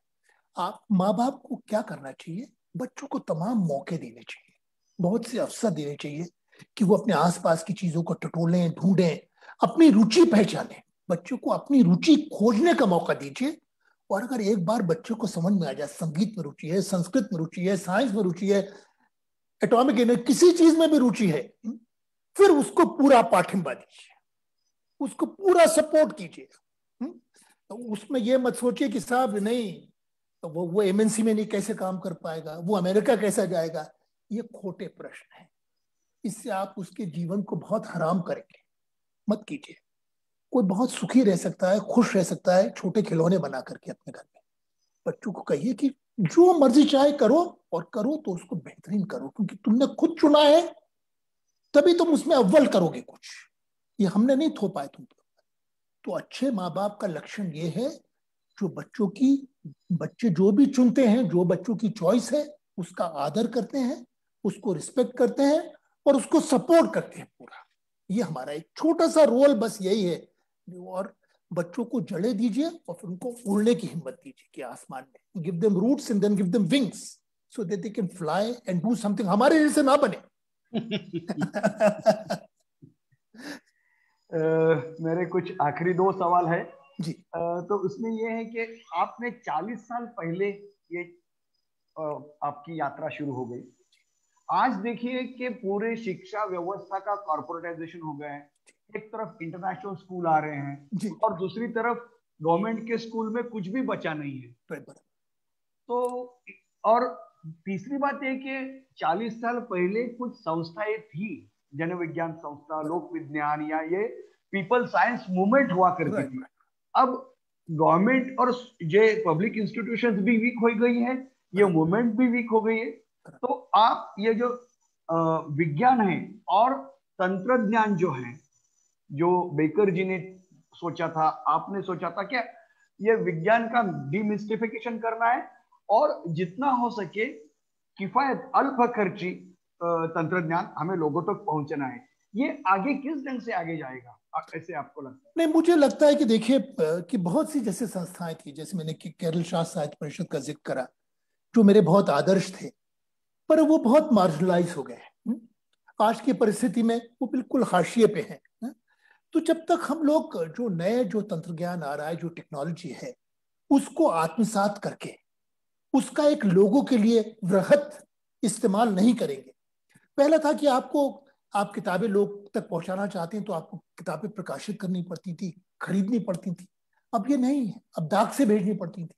अब आप इंस्टेंटली लोग को गूगल ड्राइव में लेकर के, मैंने क्या करा है कि गूगल ड्राइव में मराठी की जो सबसे सुंदर किताबें शिक्षा पे, जिसमें मैं बहुत से में जुड़ा हुआ था, वो सब डाल करके एक लिंक भेज दिया। एक बार में 80 किताबें डाउनलोड, बस। इससे ज्यादा कोई किताबें अपने जीवन में कोई शिक्षक पढ़ता नहीं। सबसे बेहतरीन क्यूरेटेड किताबें। तो आज जो संभव है, जो पहले संभव नहीं था, हमारा काम आज के युग में क्या संभावना है, उनको खोजना और उनको जनहित के लिए इस्तेमाल करना। ये जब पैंडेमिक हुआ तब इतने लोगों ने हमारी फिल्में देखी, क्योंकि ये सब फिल्में फ्री थी। इतने लोगों ने किताबें पढ़ी, भारतीय भाषा में तो नगण्य है किताबें जो डिजिटाइज की गई, अंग्रेजी में फिर भी बहुत बड़ा उनकी मात्रा है। तो उससे हमको बहुत सीख मिली कि हम लोग को ये काम और शिद्दत से और बुलंदी से करना चाहिए कि अपनी प्रांतीय भाषाओं को हम समृद्ध करें इस तरह से। और छोटे छोटे अभी बच्चे, 8 साल के बच्चे छोटे छोटे वीडियो बनाते हैं, कितनी क्रिएटिविटी है। एक डॉक्टर माधव गाडगिल का प्रकल्प, वो बहुत सपना था उनका बायोडाइवर्सिटी का, कि अब ये जब ये डिवाइसेस आएंगी तो हर बच्चा अपने स्कूल के प्रांगण में क्या क्या क्या क्या वृक्ष हैं, क्या पौधे हैं, क्या औषधि वृक्ष हैं, क्या पक्षी हैं, उनको डॉक्यूमेंट करके लोड कर दो अपने स्कूल का। हर स्कूल ऐसा करेगा, आपके शहर के अंदर 150 स्कूल होंगे, हर शहर ऐसा करेगा तो एक कॉम्प्रिहेंसिव बायोडाइवर्सिटी रजिस्टर बनेगा। हमें सपने सोचने चाहिए, इस तरह के बड़े सपने सोचने चाहिए। छोटे नंबर हमको अल्प मिले कम मिले, इससे क्या फर्क पड़ता है। आईआईटी खड्डे में जाने दो, आईआईटी से क्या फर्क पड़ता है, आईआईटी में नहीं गए तो। अच्छे इंसान बनो, नेक इंसान बनो। दूसरों को गांधी ने यही सिखाया था। हर एक धर्म की, मैं आपको एक अंत में एक मॉडल जरूर दिखाना चाहता हूँ, ये मेरा बहुत प्रिय मॉडल है। और ये है, इसका नाम, ये हम एक आधा कागज, जो A4 साइज का कागज है, इसका आधा कागज लेते हैं, A4 साइज का कागज, हाफ ऑफ दिस, इसमें 2 बन जाएंगे। ये कंकाल का मॉडल है, मानव कंकाल का मॉडल है। ये स्कल है, ये रिब केज है, ये पेल्विस है, तिबिया फिबिया। एक मानव शरीर के अंदर 200 हाड़े होते हैं। तीसरी चौथी का बच्चा एक कैंची, डिंक और कागज, उससे ये scale model of the skeleton. अब बाद में बच्चों से पूछे भैया ये नर का मॉडल है कि या मादा का मॉडल है, स्केलेटन है? बच्चों कोई। फिर पूछो ये हिंदू है या मुसलमान है या सिख है ईसाई है, उनसे पूछो। बहुत सारे जो जहर हमारे दिमाग में घोला गया है, बहुत सारे सामाजिक प्रश्नों पर भी बच्चों से चर्चा कर सकते हैं, क्योंकि साइंस हमको यही दिखाती है कि मानव की एक universality of human beings. Genome ने यही सिखाया कि 99.99% of our genes are the same. हम एक दूसरे को धर्म के नाम पर, भाषा के नाम पर क्यों मारते हैं, क्यों कत्ल करते हैं? Small bodies, we must provoke these thoughts. It's not just science alone, it is much deeper societal biases and questions. अद्भुत है, और इतनी इतनी आसानी से आपने ये सब कह दिया एक अंतिम मॉडल मैं आपको और दिखाऊंगा, छोटा सा मॉडल है, ये मेरा बहुत प्रिय है। ये है जी एक इलेक्ट्रोस्कोप, आवेश, विद्युत आवेश। तो एक गोल्ड लीफ इलेक्ट्रोस्कोप, आपने भी स्कूल में पढ़ा होगा। किसी शाला के अंदर आज तक मुझे working model gold leaf electroscope का नहीं दिखा। उनके कंकाल पड़े रहते हैं पर कोई वर्किंग मॉडल नहीं। ये जो है बिल्कुल ये पोता है, सीमेंट का पोता, फर्टिलाइजर का पोता, जिसमें हम धान रखते हैं, गेहूं रखते हैं, उसके 10-12 स्ट्रैंड्स लिए गांठ लगा दिए, तो अब ये स्ट्रैंड्स घूम रहे हैं। अब इनको मैं अंगूठे से, उंगली से लेकर के इस तरह से, अब देखिए इनके ऊपर चार्ज आ जाता है, सब एक दूसरे को विकर्षित कर रहे हैं, धक्का दे रहे हैं, और मेरे हाथ में विपरीत चार्ज है तो आकर्षित हो रहे हैं मेरे हाथ की तरफ। एनसीईआरटी, एससीईआरटी के लोग को, ये लोगों की, आम जनता की जिंदगी से कितने कटे हुए हैं। Why should this not be a model in a NCERT textbook? एक गांव का बच्चा अगर एक पोता लेके आ जाए स्कूल के अंदर, तो हर बच्चा इस मॉडल को अपने समाज में, अपनी कम्युनिटी में लेके जा सके। इस तरह का हमारी विज्ञान की ऐसा दर्शन होना चाहिए कि हर एक को उपलब्ध हो। Very very nice. मैं आपको ये बताना जरूर चाहूंगा कि यहाँ लातूर के श्री कृष्ण सोमानी विद्यालय से ये कार्यक्रम चालू है जी। और यहाँ अशोक रूपनेर 2 दिन आया था जी। और उसने यहाँ के पूरे जो, उसी वजह से ये हमने वैसे कुछ चीजें बनवाई हैं। तो आपके जो ये शिष्यगण है वो बहुत अद्भुत कार्य कर रहे हैं। आप अभी आगे क्या सोच रहे हैं, आपका आगे का नियोजन क्या है? नहीं देखिए, एक तो ये था कि जब मेरी बहुत रुचि है, मैं हिंदी मेरी अपनी भाषा है, और मैं एनबीटी के साथ में 14 बरस उनकी एडवाइजरी कमेटी पे था। तो बाद में एक भारत ज्ञान विज्ञान समिति है जिसके लिए मैंने 100 किताबें, छोटी छोटी किताबें ना, चीफ सियाटल की स्पीच है, दानी पेड़ है, ये सब 100 किताबें, 20 लाख प्रतियां बिकी वो हिंदी के अंदर, 20 lakh, 2 million copies we sold. तो वो मेरा एक सतत चालू है कि दुनिया की बेहतरीन किताबें, हिंदी को अगर देखें, दुनिया की तीसरी सबसे ज्यादा बोले जाने वाली भाषा, सबसे पहली अंग्रेजी, फिर चाइनीज, और थर्ड इज हिंदी।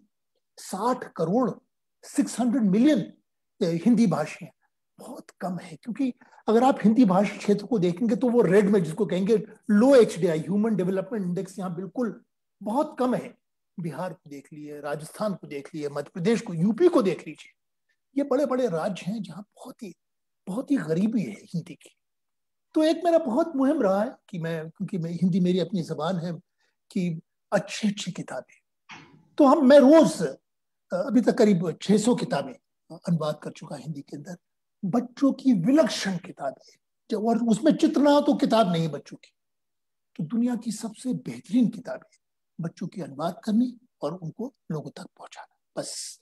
और उनको बहुत सारे मराठी हमारे मित्र हैं जो मराठी में उसको अनुवाद करते हैं, बहुत सारे कन्नड़ में करते हैं, जगह जगह इस तरह के मित्र मिल जाते हैं जिनका एक ही तरह का मुहिम है। तो एक तो शिक्षा की किताबें, बच्चों की किताबें बेहतरीन, वो लेकर के और निःशुल्क उपलब्ध कराना, बाद में कोई उनको छापना चाहे। अभी एक कथा झरना करके, एक तमिलनाडु में, ये बहुत 20 साल पहले, स्टोरी कार्ड्स हैं 4 पन्ने के, सुंदर चित्र बने हुए, तो उनको हमने हिंदी से 100 के 100 मराठी में, सुजाता गोडबोले जी ने उन 100 की सुंदर चीज है, जिनको कन्नड़ में, तमिल में, हिंदी में तो है ही, और गुजराती में, इन भाषा में अनुवाद कर। मैं जानता नहीं इन भाषाएं, पर इतने अच्छे मित्र मिल जाते हैं जो उसको करने को भी तैयार है, उनको लगता है हमें करना चाहिए। तो ये हमारे, मुझे लगता है ये मिट्टी बनाने का काम है कि रोज एक मुट्ठी मिट्टी, ये बंजर जमीन है, इसको तभी, क्योंकि तभी कोई अच्छा बीज होगा तो वो जड़े लेगा। जब तक मिट्टी नहीं होगी तब तक जड़ नहीं मिलेगी उसको, हम ऊपर से पत्तों को पानी देते रहेंगे। तो ये हमारा काम। शुक्रिया, बहुत बहुत धन्यवाद भाई जी, आपने इतना समय निकाल के हमारे साथ बात की। बहुत दिनों से, हम बहुत सालों से चाहते थे कि आप लातूर में आए, लेकिन ये फेसबुक के माध्यम से आपकी इतने सारे बच्चों और शिक्षकों तथा दर्शकों के साथ बात हो गई, इसलिए बहुत शुक्रिया। और सही में तो हम भी चाहते हैं कि हिंदी में जिस ढंग के बच्चों के लिए मासिक हैं, एकलव्य है, साइकिल है, उसके नजदीक भी कहीं मराठी का नहीं आ रहा है। नहीं। क्या कितने अद्भुत चित्र होते हैं, कितनी छोटी कविताएं, पंक्तियां जो बच्चे के दिल को छूती है, ऐसी कुछ चीजें मराठी में हो। इसलिए हम प्रयास करें, आप भी किसी को कहेंगे तो हो जाएगा। इतनी आशा ये नए साल के लिए और नए दशक के लिए लेके आपका बहुत बहुत शुक्रिया करता हूँ। धन्यवाद। Thank you so much. Bye.